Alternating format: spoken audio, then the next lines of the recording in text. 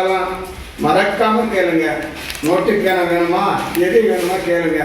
தாத்தா வாங்கி கொடுக்க தயாராக இருக்கான். ஐயா அந்த தாத்தாட்ட சொன்னால் இந்த தாத்தா வாங்கி கொடுப்பாரு.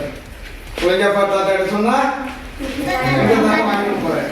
விருத்தாச்சலம் அருகே கோவில் வாசலில் யாசகம் பெறும் இந்த முதியவர் அரசு பள்ளி மாணவர்கள் 31 பேருக்கு சுமார் 20,000 ரூபாய் மதிப்பில் புத்தாடை வாங்கி கொடுத்தது நிகழ்ச்சியை ஏற்படுத்தியுள்ளது. கடலூர் மாவட்டம் விருத்தாச்சலம் அடுத்த மணவாளநல்லூர் கிராமத்தில் உள்ள கொளஞ்சியப்பர் கோவில் வாசலில் ராமச்சந்திரன் என்பவர் யாசகம் பெற்று வருகிறார். அதில் கிடைத்த பணத்தை வைத்து மணவாளநல்லூர் ஊராட்சி ஒன்றிய தொடக்கப்பள்ளியில் படிக்கும் 31 மாணவர்களுக்கு புத்தாடை வாங்கி கொடுத்துள்ளார். மேலும் மாணவர்களின் படிப்பிற்கு என்ன தேவையோ அதை செய்து தருவதாக ராமச்சந்திரன் நம்பிக்கை கொடுத்துள்ளார்.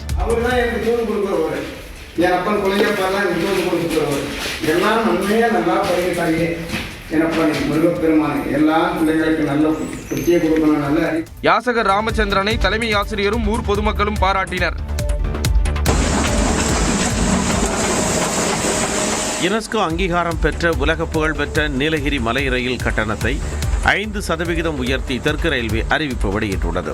உதகை குன்னூர் மற்றும் உதகை மேட்டுப்பாளையம் இடையே தினசரி 8 ரயில் சேவைகள் இயக்கப்படுகின்றன. விடுமுறை மற்றும் விழாக்காலங்களில் சுற்றுலா பயணிகள் கூட்டம் அதிகரிக்கும் பொழுது கூடுதல் சிறப்பு ரயில்களும் இயக்கப்படுவது வழக்கம். இந்த பாரம்பரிய ரயிலில் பராமரிப்பு மற்றும் தொழிலாளர் ஊதிய செலவினங்கள் 204% அதிகரித்துள்ளதால் கட்டண உயர்வு நடவடிக்கை எடுக்கப்பட்டுள்ளது. கடந்த 2020ஆம் ஆண்டிற்கு பிறகு தற்பொழுது மாற்றப்பட்டுள்ள இந்த புதிய கட்டண நடைமுறை இன்று முதல் அமலுக்கு வந்தது. அதன்படி உதகை மேட்டுப்பாளையம் இடையிலான சாதாரண முதல் வகுப்பு கட்டணம் 520 ரூபாயில் இருந்து 550 ரூபாயாகவும், 2ஆம் வகுப்பு கட்டணம் 175 ரூபாயில் இருந்து 185 ரூபாயாகவும் உயர்த்தப்பட்டுள்ளது. உள்நாட்டு மற்றும் வெளிநாட்டு சுற்றுலா பயணிகளின் பேராதரவை பெற்ற இந்த ரயிலில் முன்பதிவு மற்றும் GST கட்டணங்களில் மாற்றமில்லை என்றும், ஏற்கனவே டிக்கெட் முன்பதிவு செய்த பயணிகளிடம் கூடுதல் கட்டணம் வசூலிக்கப்பட மாட்டாது என்றும் ரயில்வே நிர்வாகம் தெரிவித்துள்ளது. ஒரு காதல் திருமணமா தான் இருக்கும் நினைக்கிறேன். காதல் திருமணம் கை தூக்குங்க. கிட்டத்தட்ட 90%, 100% இந்த காதல் திருமணம் தான். கூடுதல் மகிழ்ச்சியான எனக்கும் காதல் திருமணம் தான். சென்னை கலைவாணர் அரங்கத்தில் நடைபெற்ற திருமண நிகழ்ச்சியில் துணை முதலமைச்சர் உதயநிதி ஸ்டாலின் கலகலப்பாக பேசிய காட்சிகள் தான் இவை. முதலமைச்சர் மு க ஸ்டாலின் பிறந்தநாளை முன்னிட்டு திமுக சார்பில் 73 இணையர்களுக்கு திருமண நிகழ்ச்சி நடைபெற்றது.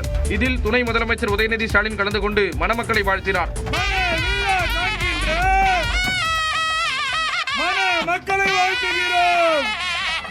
நிகழ்ச்சியில் பேசிய அவர் குழந்தைகளுக்கு தமிழ் பெயர் சூட்டுமாறு கேட்டுக் கொண்டார். நிகழ்ச்சியின் போது 77 பயனாளர்களுக்கு இருசக்கர வாகனம் வழங்கப்பட்டது.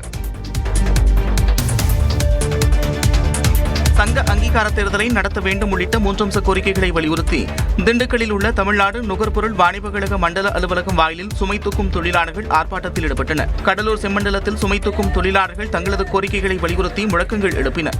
செங்கல்பட்டு மாவட்ட ஆட்சியர் அலுவலகம் முன்பு அரசு ஒழுங்குமுறை விற்பனை கூடங்களில் பணியாற்றும் சுமை தூக்கும் தொழிலாளர்கள் உண்ணாவிரத போராட்டத்தில் ஈடுபட்டனர். 10 ஆண்டுகள் பணி முடிந்தவர்களுக்கு முன்தேதியிட்டு பச்சை அட்டை வழங்க வேண்டும் போன்ற கோரிக்கைகளை வலியுறுத்தி மயிலாடுதுறையில் TNPSC மண்டல அலுவலகத்தை முற்றுகையிட்டு போராட்டம் நடத்திய தொழிலாளர்கள் கைது செய்யப்பட்டனர். இதேபோன்று புதுக்கோட்டை, சிவகங்கை உள்ளிட்ட மாவட்டங்களிலும் போராட்டம் நடைபெற்றது.